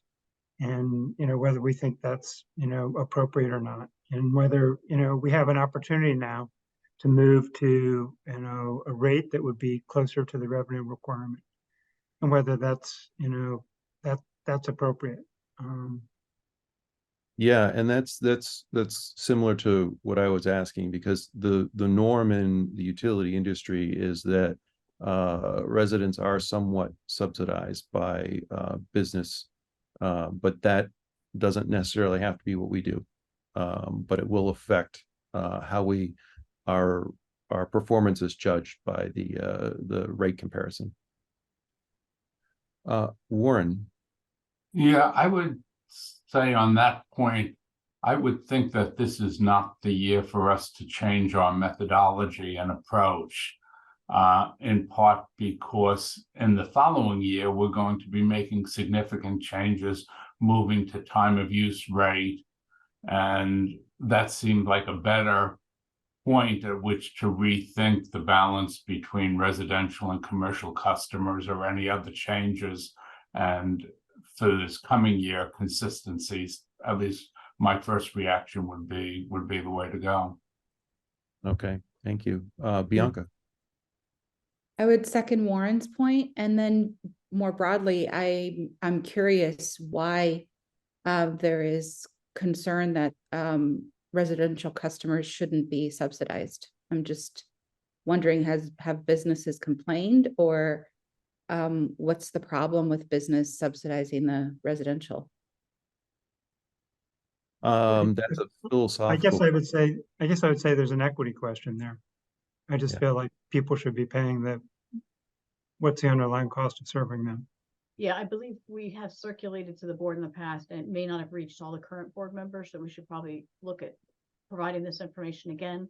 Is sort of these tenets of rate design, and what we as a board and we as a town believe is right and proper. And it's a balance, because a lot of them, you pull one string and another string gets pulled. But one of the core elements is that it should be based on the cost of service. If you cause me to spend an extra $10, then the person who asked for that should be the one to recoup that cost. It's not perfect, because we have other goals as a board and as a town that may conflict with that. So we do need to balance all of these things we hope to accomplish with rates. But one of the core tenets of all rate making, really, Bianca, is to try to pay the cost of service. And I think we do a good job of that. I'm just curious, and it seems like the standard, from what I understand across the board, is that businesses do subsidize the residential rates. I'm just curious why Concord would want to break with what prompted that discussion. John, you've mentioned equity, but Is that just on your own personal philosophical basis, or have businesses complained? Has this come from our customers, or is this a personal philosophical debate? John, you want to? I I feel obviously can't comment. I obviously can't comment in terms of no customers are reaching out to me. Yeah. I just feel like, as Laura has indicated, one of the key principles of rate making is that, customers pay the cost to serve them. Right. So, yeah, I haven't, I mean, businesses will always complain that they want their rates to be lower, as do all customers. The ownership of the utility is actually the tax base. So that, the businesses aren't necessarily the owners of this, but the users of it. So there is that reason that you could say for the disparity, but I think the overriding is legacy. The industry generally does this. This is accepted by all customers as a general practice, but we are moving closer to that cost causation kind of philosophy. So we will be looking at this in the future. Warren. Yeah, I would like to point out that the large business customers are paying a lower rate. On a per kilowatt, yes. Yes, exactly. They are paying a lower rate. They also have a demand charge. Right. And is the demand charge captured, Laura, in this chart? No, this is purely volumetric cost, so it doesn't include any meter charges, and it doesn't include any demand charges or line items, well, other than the PCA. Okay. Alice. Can somebody remind me what the status of an updated cost of service study is? It's been a while since we had our last complete cost of service study. Yeah, so I was requesting the additional meetings for Q1 to kind of get that scope of work finished and ready. So we haven't done the scope of work yet. Right. No, but I think, our thinking on this, Alice, has changed a little bit. When I say our, I mean staff, maybe just me. But if we get a consultant to come in here and tell us how to allocate costs again, because you're right, it was 2018 that we had Baker Tilly in, especially if we want them to opine on the new time of use rate, they're not going to have any load information upon which to design the new time of use rate. Like the time of use rate, how much you have to collect, what you have to charge for peak versus off peak versus mid peak, depends on how many kilowatt hours you sell in those timeframes.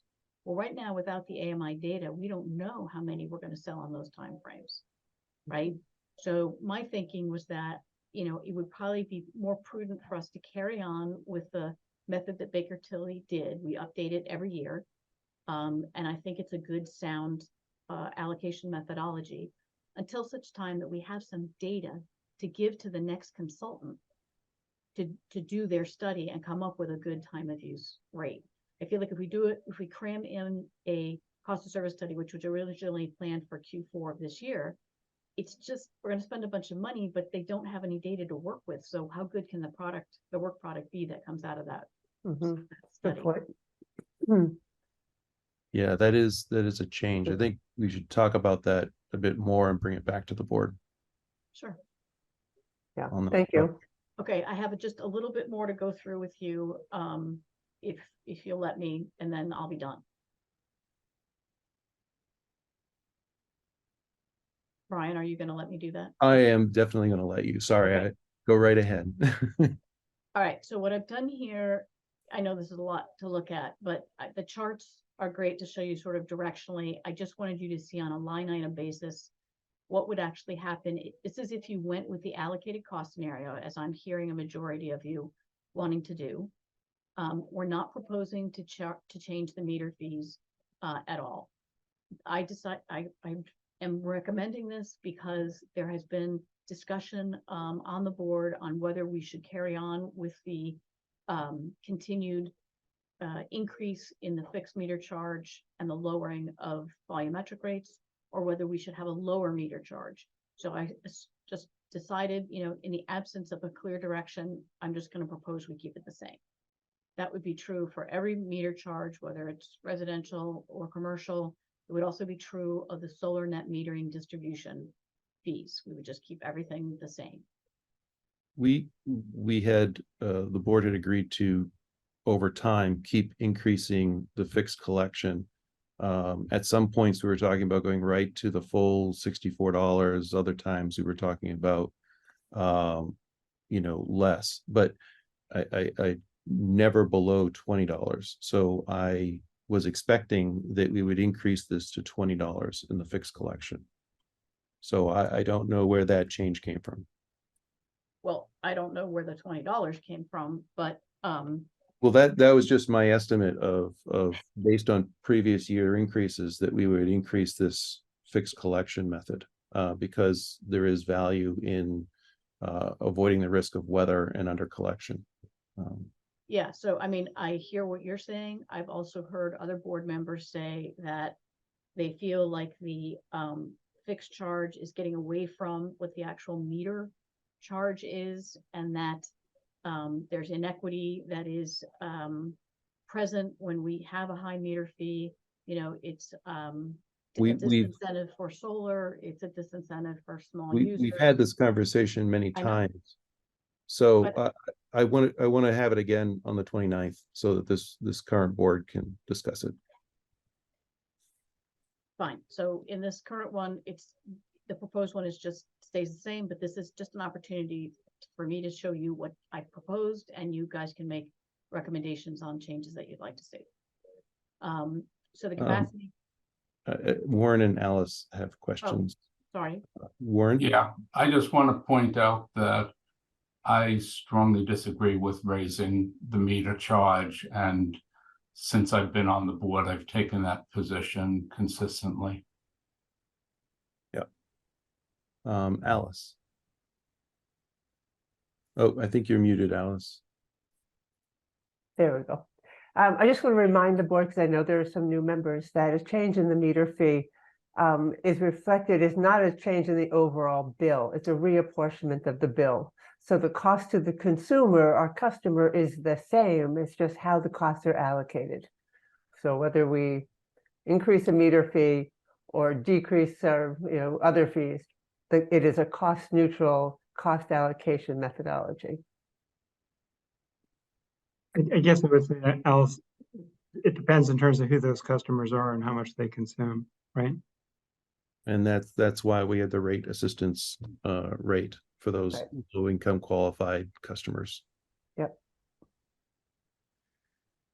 Okay. Um, so you Alright. can see that energy rates are going down slightly, distribution's going up slightly, and the overall rate on a volumetric only basis is down for all the tiers, a little bit more for tier 1. On the residential rate assistance, since the rates aren't changing that much, I wasn't proposing a change to the credit. It would be the same as this year. One rate class where we're proposing a significant change is in the residential controlled water heating credit rider. This is a credit that's provided to customers who participate in our water heater control program. They allow CMLP to turn their water heaters off during the peak hours of the day so that we can reduce our overall usage during the peak and therefore our costs. And the credit in the past, it's currently $19.66, was based on the value of capacity, which is currently between $3 and $4 a kilowatt, and the size of a water heater, which averages 5 kilowatts. So $4 times 5 kilowatts is about $20 a month. The problem with this approach is that we don't, when we call on an event, when we want to reduce load, not all water heaters are on or would be on during that time. And we've spoken with companies who do a lot of load control for customers. And we've spoken with our utility electrician. And the result is that the actual experienced availability of these water heaters, what you could actually turn down, is between 0.3 and 0.5 kilowatts. So 1/10 the value that we're currently ascribing. So if we were to lower the $20 a month to 1/10, these people would be getting $2 a month for their water heater credit, which to me is, if I were the customer, I'd be like, I'm not going to do it for $2. I mean, if there's any chance of inconvenience, it's just not worth it. So what we're proposing is a drastic change, but it basically would be cutting the credit nearly in half, down to $10. So that's something for you all to think about.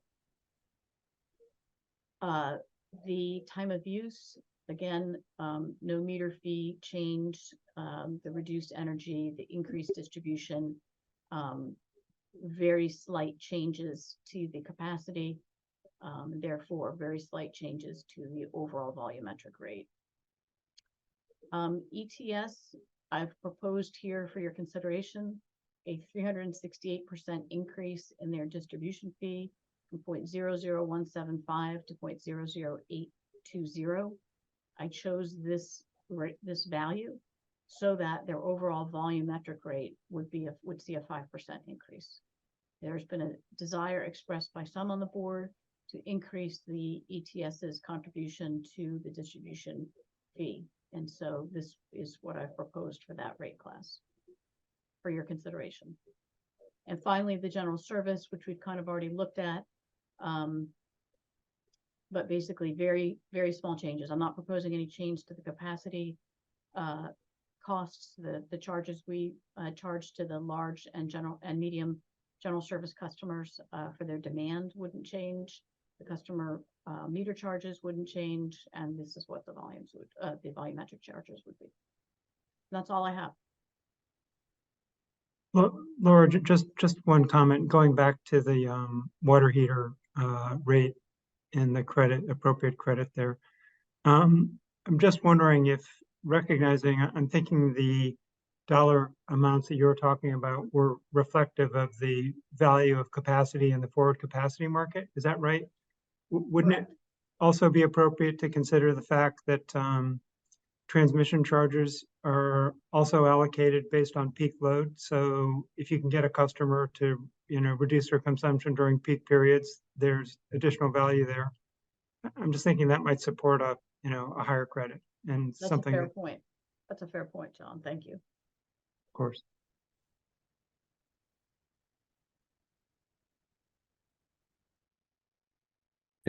Laura, is that the end of your presentation? That's it. Great. Any other questions from the board? Don't see any. I'd like to ask that Matt and Laura's presentations be emailed to the board so that we have a copy of it. Yeah, that we will definitely do that so that you guys can, submit suggestions, questions, anything like that. If you're interested in change, we can take a look at it and see what will work and what actually won't. So, So Brian, like I said earlier, please submit those to me and we'll go from there. All right. we're a little bit behind on the agenda because we still have to have the board vote on the rate schedules. Correct. We're very behind. So Alice, you had a question? You're muted, Alice. Just a quick one.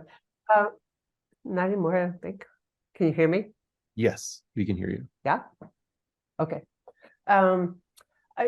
Quick question for me, if we could just get a sketch outline of the votes that we are going to have to take at our next meeting so that we can make sure that we are all able to and have the information we need from our research in the next 2 weeks to be able to vote on each of those items. And I'm just a little unclear whether it's a single vote on up or down on the budget. Are we voting on the rate assistance? What are there particular rates that we need to vote on at the next meeting? I just would like an outline so I can be prepared to be an active participant. We will get that out to the board. That's a very It'd just good be helpful. Yeah, okay, thank you. Great. And as Laura pointed out, we are very behind on the agenda, and we need to do rates, and we need to suspend for a rate hearing. I'm famously bad at this, so I'd appreciate any assistance. Alice, do you mind? You know the process for opening a rate hearing. Do you mind doing Yeah. that for us? Yeah, sure. So I move that we suspend the regular meeting of the light plant, of the light board, and move into a rate hearing to review the rates for, which of these are we, what is this rate? NIPA Yeah, and time of use and a new EV charging three tariff. rates. We will take up three rates in this next, in the rate hearing. It'll require a second and a vote of the board to move into a rate hearing from the meeting. And this is to return to the meeting at the end of the session. I second. Thank you, Warren. Warren, can I get Yes. a Bianca, Yes. John, Yes. Alice? Yes. And I agree as well. So we've opened up the rate hearing. Dave, I assume you want Laura to take it from here, or would you like to take it? Yeah, no, Laura can take it. I think we'll start with the NIPA credit. We do this is housekeeping. We do it, annually, sometimes more depending on the balance. So Laura can walk us through that quickly. And I would say that we take up each item and then the board vote on that item. We'll move on to the next one, so it's clean for the minutes.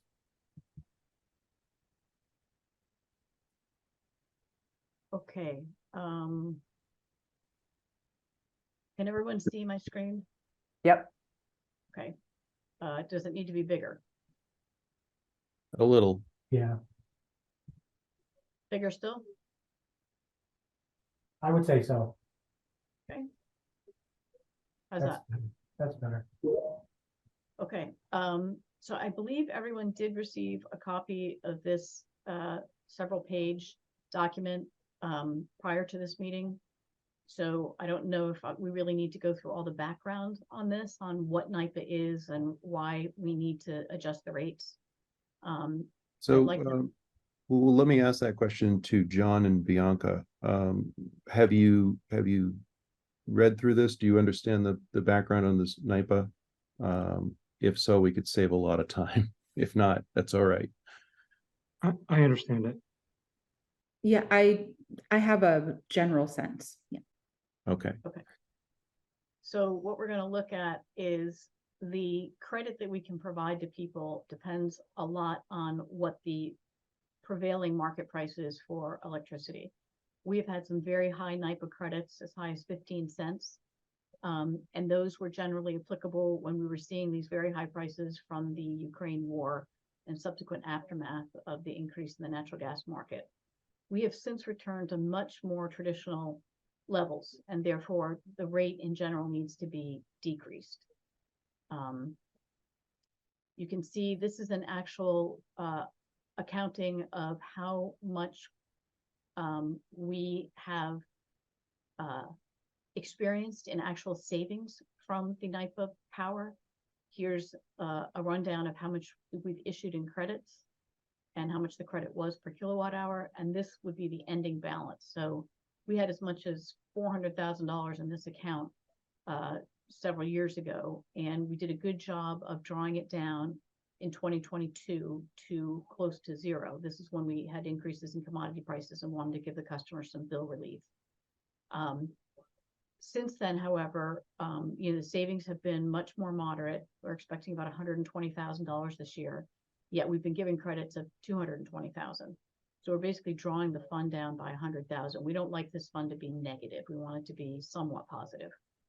So that's why we're proposing to change the rate. This is just another graph showing the red is the credit given, the blue is the savings achieved, and this is a running account of how much money's in the balance.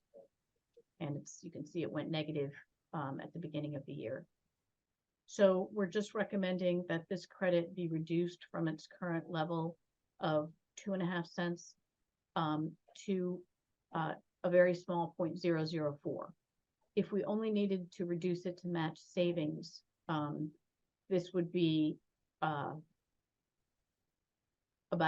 $1.90.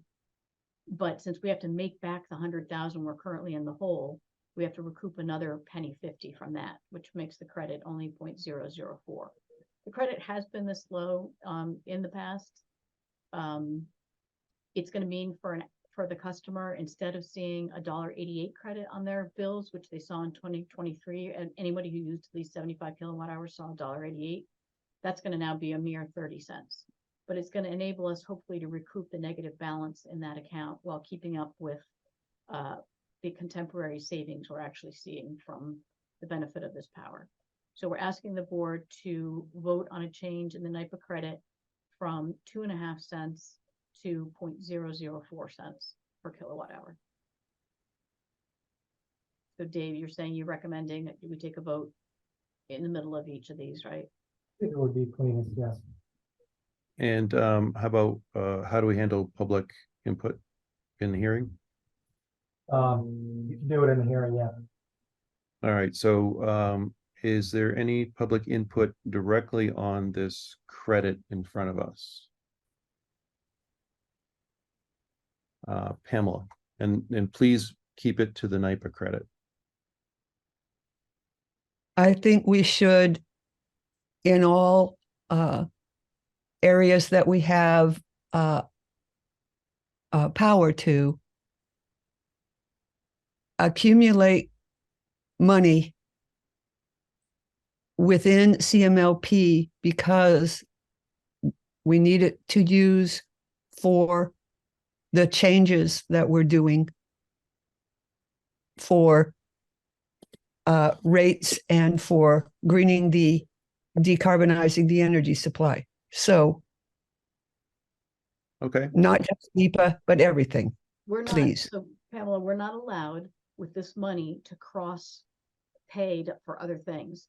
It has to be what we give to the residential ratepayers has to be the value of the NIPA credit. So we can't take savings from the NIPA contract and apply it to, say, new solar arrays or batteries or anything like that. By law, it has to stay in this account and be returned to customers.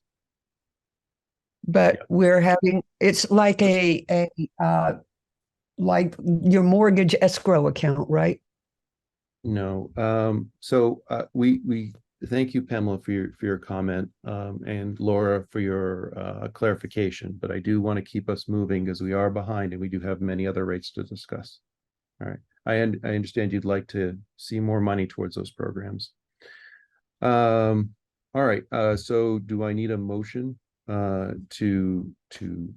so Alice, do you mind making a motion to for this NIPA rate to be Sure. set at 0.004?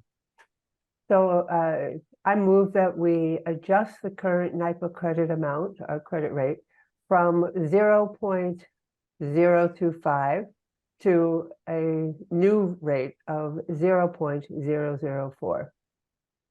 Great, thank you. And Second. thank you, Warren.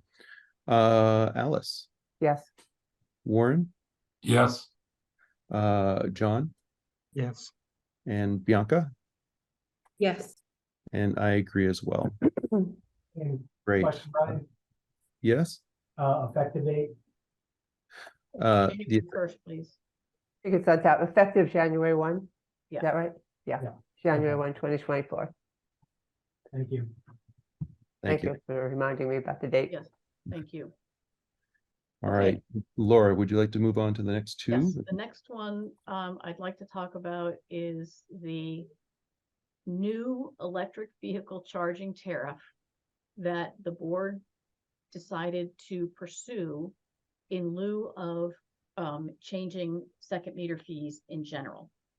Nearly all of the requests for meter fee relief have come from folks who are using extra meters to charge electric vehicles. And as I mentioned earlier in the year, nearly all the utilities that I've surveyed are addressing this second meter fee through a new EV charging rate. So basically, this rate says it's going to be called Electric Vehicle Charging Separate Meter Rate, or REVSM. And it's an optional residential rate for customers with a separate meter installed for the sole purpose of charging one or more electric vehicles.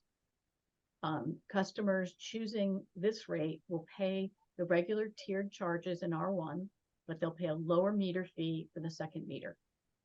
Okay, so what that looks like is the meter fee, instead of being $18.50, it's listed as $6.50, And then these rates are what would appear in the tariff if you choose the allocated costs, which it sounds like we will, with the new 2024 rates. So that's where these numbers come from. They're very similar to today's rates.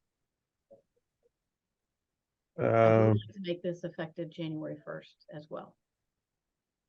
So I would, the expectation was a time of use rate. And we've got the R1 rate structure here. No, there's going to be both, Brian. There's going to be the time of use and there's going to be the R1. Because there are people who choose to use the R1 rate to charge their EV. We already had a time of use rate on the books for people who want to charge an EV using a time of use rate structure. So we really need both. Okay. So my next question would be the person who would be under this rate would already be under the R1 rate, is the assumption. Correct. And when calculating the first kilowatt hours, would that be two separate first kilowatt hours? One for the meter for the vehicle, one for the meter for the house, or are we going to be combining them? No. Okay. I don't think Carol's still on, but I believe the easier thing to do is going to be to let them start anew with the tiers with the separate meter. Okay, so that was my next question was for Carol about the billing, because we talk about the number of lines on a bill being limited. This seems to add a lot of lines to that bill. But if she's reviewed it and thinks this is the way to go, then apparently we have a lot of lines we could use on the bill. Well, correct me if I'm wrong, but I think people with second meters actually see another page on their bill for the second meter. I don't think they try to cram it all on one page. Wrong, but that's what I think. Yeah, mine is sub-metered, but it does cram time of use as long as, and the R1. So It's because it's sub-metered. yeah. All right, Alice, you have a question? Oh, I think you're muted, Alice. Yeah, sorry. I have a couple of them, and it's around this. I understand there are a number of exclusions from the applicability here. And I'm curious about how that will work, and do we actually need that? Is there a reason that we're not doing a default of the second meter charge instead of making somebody opt in? It seems like that should just be the default. Because communicating that this is a change and that somebody has to do something affirmative to see that meter charge change sounds like a lot of extra work. That's the first question. The second was, when you're talking about the rate schedules not applicable to businesses, given the state of the economy, many people are working from home. And that would constitute a business in the house for which the car may or may not be a business expense.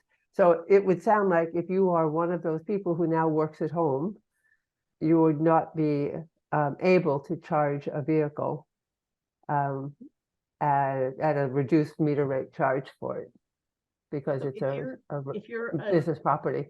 Yeah, if it's a business property, like if it's a bank or something, and it already receives a general service rate, then no, it wouldn't qualify for this rate.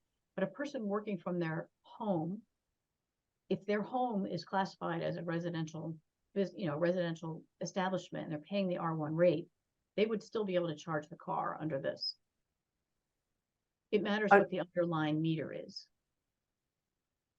I'm just saying this is what all right, I'll take it as a personal thing. I work at home. I charge after hours. The language here looks like I would not be able to choose that rate because I am a business operating out of my home. But you're not. We haven't changed the zoning requirements for what is a business operating out of your home, because many more people are now doing it. And the planning board is already considering how that change would look, what that change would look like. We don't have typical businesses anymore, or as many.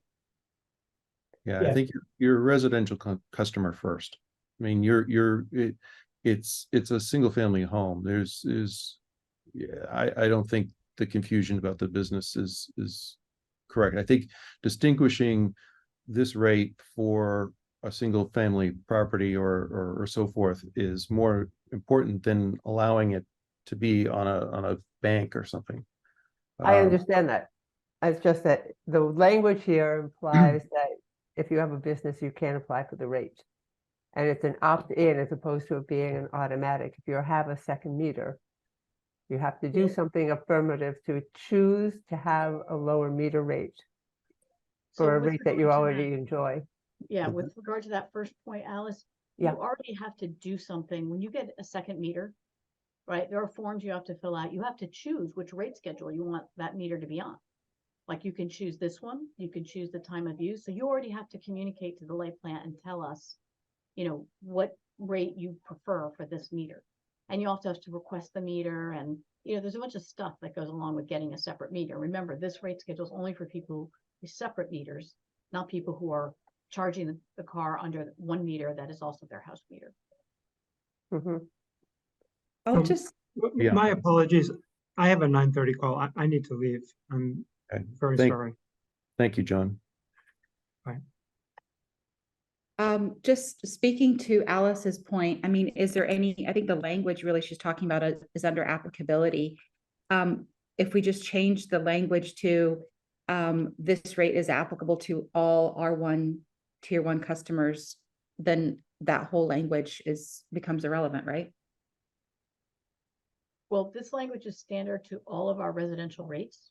In fact, I noticed this language has our current wording, and we're proposing actually to make this a little bit better by taking out the words fraternity or sorority houses advertised as such, because Dave doesn't think we have any.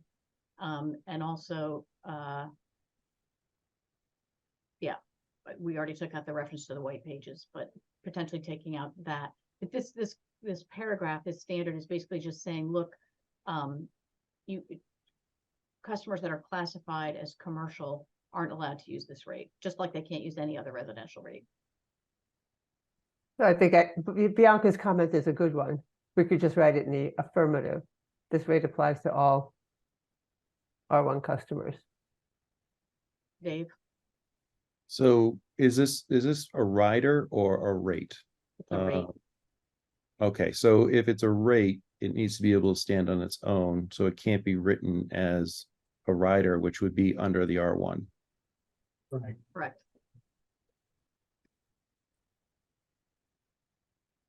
So I understand the desire to write it, assuming that it's that someone has an R1 and it probably will be used that way, but it can't be written that way if it's a standalone rate for someone who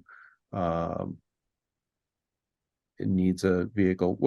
I'm trying to think of a scenario where, Matt, do you want to add something, or you just? Yeah, my suggestion would be if we are going to change the language to maybe say something along the lines of primary purpose of the property. If the primary purpose of the dwelling is for a single family home, and that is what this rate applies.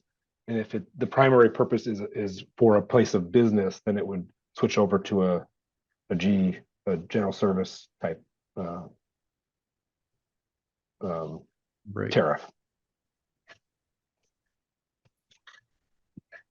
I mean, it does already say the rates applicable to service required by individual private residences, condominium units, condominium common area facilities, and individually metered apartment units. So it already says affirmatively to whom it applies. The second paragraph is really just pointing out that, hey, it doesn't apply to these, and those have to be served under the appropriate general service rate schedule.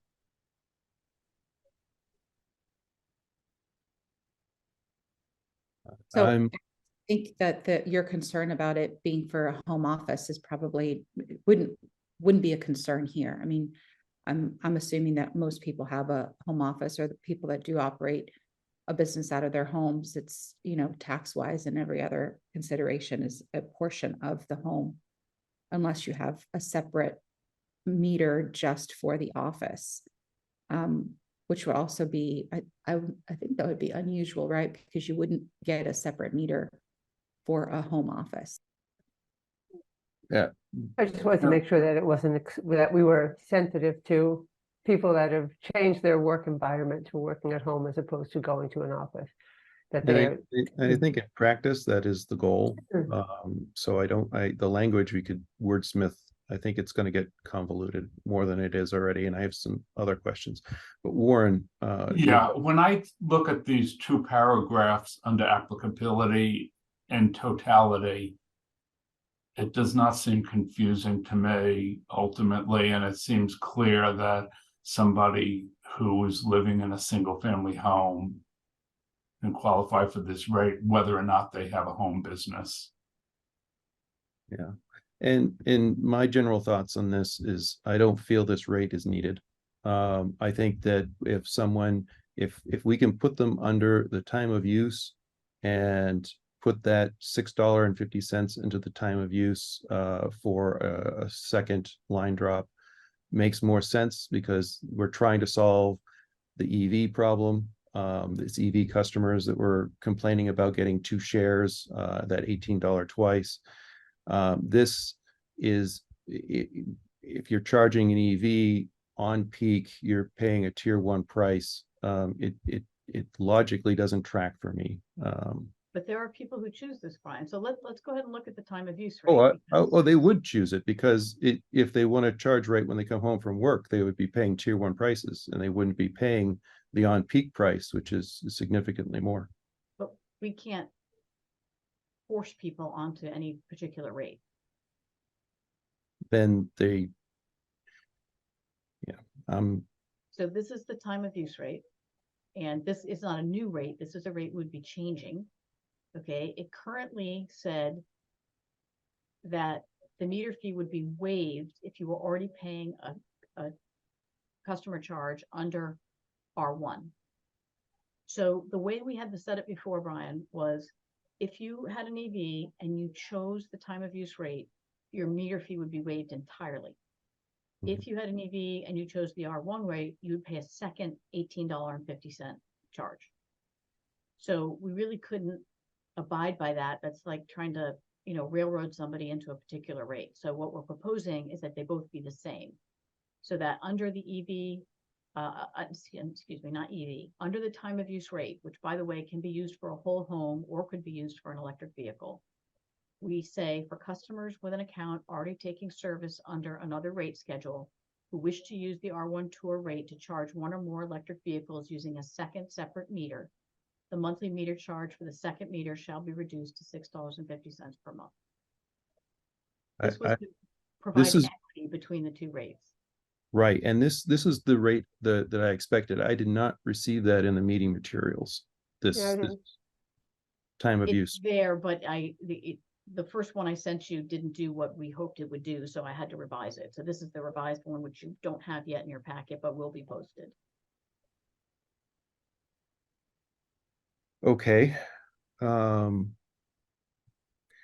So Dave, I'd like your opinion on this. We're over on the meeting. I can see that this is going to take a lot more discussion.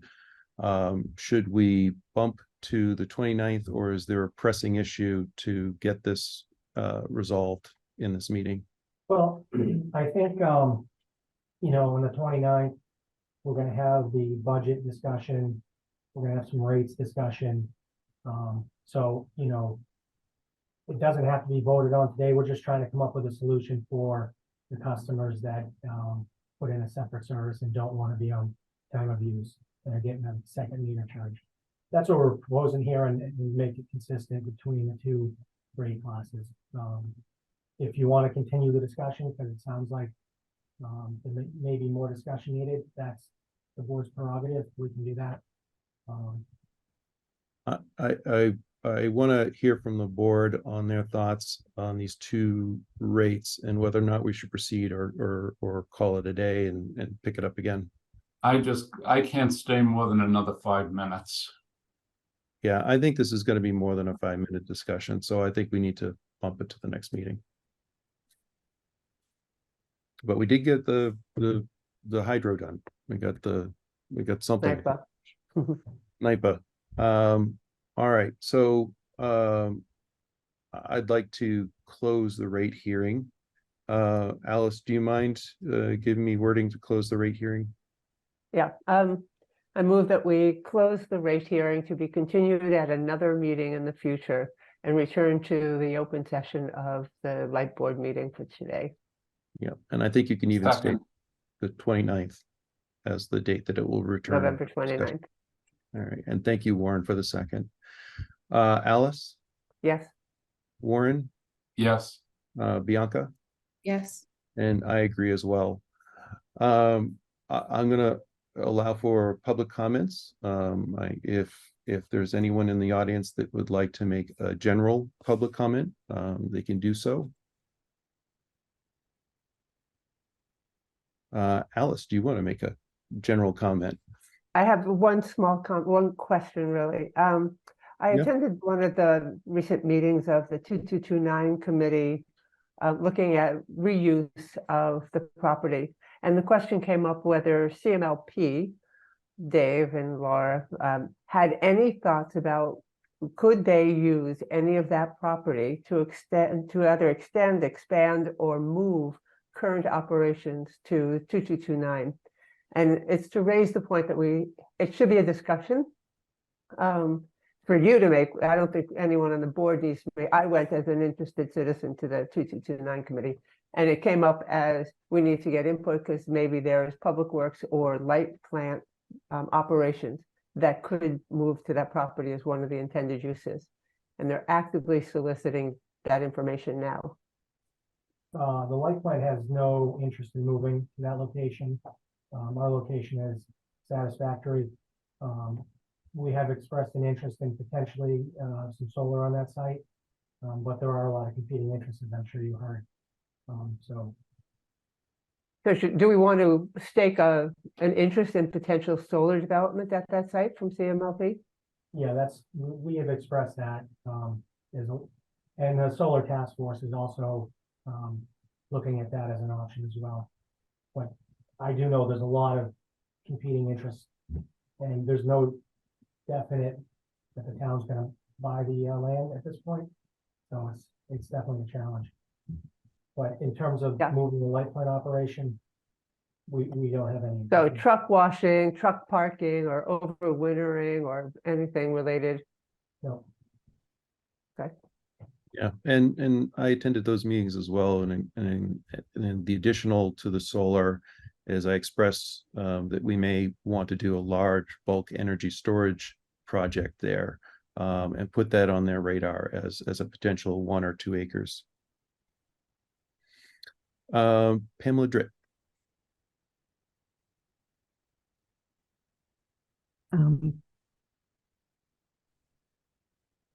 Pamela, 13 Concord Green. Thank you for doing this. Do we have a plan for subsidizing residential investments in battery storage along with solar, such that we can make a local Concord-owned virtual power plant? Today, no, but it's something that is a wish list item in the near future. Are we reimbursing our residential solar customers the full value of the clean green energy they produce, including giving them reimbursement for the peak shaving, high peak energy they can put back out on the net? So today we're under the current net metering, and that gives a 1-for-1 credit during the billing period, and then gives an energy only credit for overproduction in the month. What does energy only credit mean? It's generally a low value, but it's the market value of the generation. The market value of the generation when it was generated, though? Or just So that's a sale rate? I can explain it to you offline, but that I don't want to. We're already 15 minutes past the end of our meeting. Did you have any other comments? Could we please aim towards that? We Yes. want to financially incentivize. And I've revised my idea that we need to establish fixed costs because we can't adjust rates well that way and incentivize behavior that way. So I think we need to have more of our costs in the electricity cost itself to Okay. allow to incentivize reduction and use for replacing fossil fuels. That's all. Thank you. Great. Mary. Thank you, Brian. I'll be quick. I know everyone's tired. You've done a lot of work this morning. My name is Mary Hartman. I'm the Select Board Liaison to the CMLB, and I'm also liaison to the Solar Task Force. And at some point, what I hear the Solar Task Force running into is how can the distribution system manage the supply from solar? So they've got some short-term or quick wins that they're hoping to present to the town. And I know, Dave, you're aware of this. That would be at the landfill and hopefully at the high school. But then after that, I think they run into a problem with how do we manage the supply from solar. So at some point, I'm hoping this board can have a discussion on that as part of your, at least your capital planning, I'm assuming. Does, Dave, do you have any comments on that? This is really just a heads up. We don't have time for this today, I know. Yeah, that was part of the metering domain that was mentioned earlier, the funds. So we are in the process of, you know, fixing the distribution system to be able to add another 5 megawatts. So it's not the full amount that they want, but that's what's allowed so far. So it is in the capital plan. Okay, great. Thank you. Great. Seeing no additional public comments, I'd like to have a motion to adjourn. Alice, do you mind making that? Yeah, move that we adjourn. I mean, Great. Second, Warren gave a second. Alice, yes, Warren, yes. I agree as well. Thank you, everyone, and we will be back here on the 29th. thank you. Thank you.